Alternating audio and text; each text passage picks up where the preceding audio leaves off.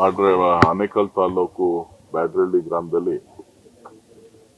Scent ons ಶಾಲೆ ಸಂಸ್ಥೆಯವರು ಇಲ್ಲಿ ಒಂದು ಶಾಲೆಯನ್ನ ಪ್ರಾರಂಭ ಮಾಡಲಿಕ್ಕೋಸ್ಕರ ಕಟ್ಟಡ ನಿರ್ಮಾಣ ಮಾಡ್ತಾ ಇದ್ದ ಸಂದರ್ಭದಲ್ಲಿ ಆಕಸ್ಮಿಕವಾಗಿ ಏನು ಕಟ್ಟಡ ಕೆಲಸ ನಡೀತಾ ಇದೆ, ಅದು ಕಾಮಗಾರಿ ನಡೀತಾ ಇರುವಂತ ಸಂದರ್ಭದಲ್ಲೇ ಬೆಳಗ್ಗೆ ಇವತ್ತು ಸುಮಾರು 8-9 ಗಂಟೆ ಸಮಯದಲ್ಲಿ ಸಂಪೂರ್ಣವಾಗಿ ಕೆಲಸ ನಡೆಯುವಂತ ಸಂದರ್ಭದಲ್ಲಿ ಕುಸಿತ ಆಗಿ ಸುಮಾರು 2 ಸಾವನ್ನಪ್ಪಿದ್ದಾರೆ, ಸುಮಾರು ಇನ್ನಿಬ್ರು ತೀವ್ರ ಇಂಜುರಿ ಆಗಿದೆ, ಇನ್ನೊಂದು 20 ಜನಕ್ಕೆ ಸಣ್ಣ ಪುಟ್ಟ ಗಾಯಗಳಾಗಿದೆ. ಈ ಒಟ್ಟಾರೆ ಈ ಶಾಲೆ ಇವತ್ತು ಆಗ್ಬೇಕು ಅನ್ನುವಂಥ ಪ್ರಯತ್ನ ನಡೀತಾ ಇತ್ತು. ಆದ್ರೆ ದುರ್ಘಟನೆ ನಡೆದಿದೆ.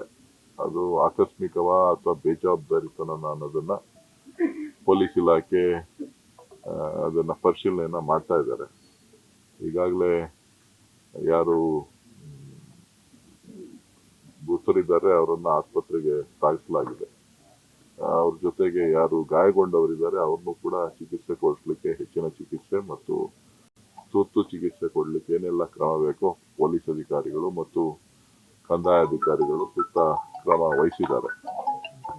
ಸೊ ಕೆಲವೊಂದು ಏನು ಲೋಪದೋಷ ಕಂಡು ಬರ್ತಾ ಇದೆ, ಅದ್ರ ಬಗ್ಗೆ ಪೊಲೀಸ್ ತನಿಖೆ ಮಾಡಿದ ನಂತರ ಏನ್ ಮಾಡ್ಬೇಕು ಅಂತ ಹೇಳಿ ತೀರ್ಮಾನ ಮಾಡಿ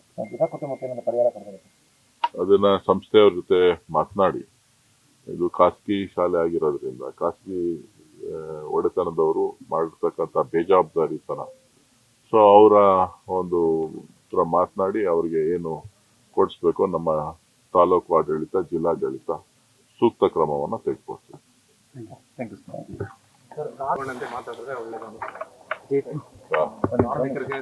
ಏನು ಕಟ್ಟಡ ಕಾರ್ಮಿಕರು ಏನಿದ್ದಾರೆ, ಕಟ್ಟಡ ಕಾರ್ಮಿಕರಿಗೆ ಕಾರ್ಮಿಕ ಇಲಾಖೆಯಿಂದ ಏನು ಹಣ ಪಾವತಿ ಆಗ್ಬೇಕು ಅದನ್ನ ಒದಗಿಸ್ಕೊಡುವಂತ ಕೆಲಸ ಮಾಡ್ತೀವಿ. ಹೆಚ್ಚಿನ ಪರಿಹಾರ ಸಂಸ್ಥೆಯವ್ರ ಜೊತೆ ಮಾತನಾಡಿ ಹೆಚ್ಚಿನ ಒಂದು ವ್ಯವಸ್ಥೆಯನ್ನ ಮಾಡುವಂತ ಕೆಲಸ ಮಾಡ್ತೇವೆ. ಸರ್, ಕೆಲವು ಕಾರ್ಮಿಕರು ಇಲ್ಲೇ ಇದ್ರು ಸರ್, ಬಟ್ ಅವ್ರು ಎಲ್ಲವರು ಏನು ಅನ್ನೋದು ಸ್ವತಃ ಇಲ್ಲಿ ಇದ್ದವ್ರಿಗೆ ಗೊತ್ತಿರ್ಲಿಲ್ಲ. ಅಂದ್ರೆ ಕಾರ್ಮಿಕರೆಲ್ಲ ಇದ್ದಾಗ ಒಂದಷ್ಟು ಮಾಹಿತಿಯನ್ನ ಇಂಥ ಕಡೆ ಬೇರೆ ಕಡೆ ಆದಾಗ್ಲಾದ್ರೂ ಏನಾಗಿದೆ, ಬೆಂಗಳೂರು ಅಂತ ಮಹಾನಗರ ಪ್ರದೇಶದಲ್ಲಿ ಬೇರೆ ಬೇರೆ ಕಡೆಯಿಂದ ಎಲ್ಲ ಕಡೆ ಕಾರ್ಮಿಕರು ಬಂದಿರ್ತಾರೆ. ಒಂದೊಂದ್ ದಿನ ಒಂದೊಂದ್ ವಾರಕ್ಕೆ ಒಬ್ಬೊಬ್ರು ಖಾಲಿ ಆಗ್ತಾ ಇರ್ತಾರೆ, ಬರ್ತಾ ಇರ್ತಾರೆ, ಹೋಗ್ತಾ ಇರ್ತಾರೆ. ಸೊ ಅದ್ರ ಬಗ್ಗೆ ಕೂಡ ಗಮನ ಹರಿಸ್ಬೇಕಾಗ್ತದೆ. ತಾವ ಏನು ವಿಚಾರವನ್ನ ತಿಳಿಸಿದಿರಿ, ದಾಖಲಾತಿಗಳನ್ನ ಮೇಂಟೈನ್ ಮಾಡಬೇಕಾಗಿರ್ತಕ್ಕಂಥದ್ದು ಸಂಬಂಧಪಟ್ಟಂತ ಇಲ್ಲಿ ಯಾರು ಕನ್ಸ್ಟ್ರಕ್ಷನ್ ಕಂಪನಿ ಯಾರು ಕಾಂಟ್ರಾಕ್ಟ್ ತಗೊಂಡಿರ್ತಾರೆ ಅವ್ರಿಗೆ ಸಂಬಂಧಪಟ್ಟಂತ ವಿಚಾರ. ಅದ್ರ ಬಗ್ಗೆ ಪೊಲೀಸ್ ಅಧಿಕಾರಿಗಳಿಗೆ ಮತ್ತು ಕಾರ್ಮಿಕ ಇಲಾಖೆಗೆ ತಿಳಿಸಿ ಕಟ್ಟುನಿಟ್ಟಿನ ಕ್ರಮ ಎಲ್ಲ ಕಡೆ ತೆಗೆದುಕೊಳ್ಳಲಿಕ್ಕೆ, ಮಾಹಿತಿ ಸಂಗ್ರಹಣೆ ಮಾಡಲಿಕ್ಕೆ ಸೂಚನೆಯನ್ನ ನಾವು ಜಿಲ್ಲಾಡಳಿತಕ್ಕೆ ಕೊಡ್ತೇವೆ. ನ್ಯೂಸ್ ಫಸ್ಟ್, ನಿರ್ಭೀತಿಯಿಂದ ನಿಮ್ಮ ಪರವಾಗಿ.